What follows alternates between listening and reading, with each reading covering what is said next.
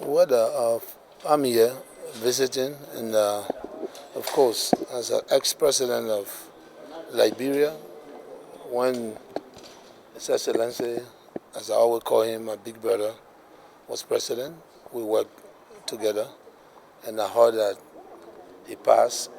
So on my visit, I just wanted to come and sympathize with the government of Nigeria and the people of Nigeria.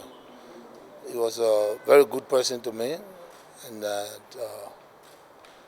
he was a kind man, and one that helped my leadership to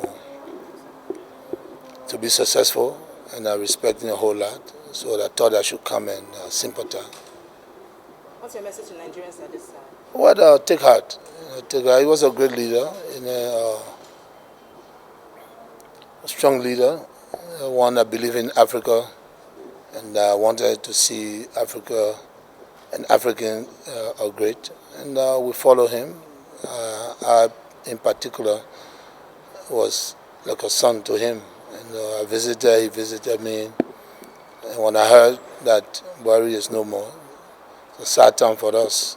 And on my visit here, I thought I could just sympathize to the government of Nigeria and the people of Nigeria.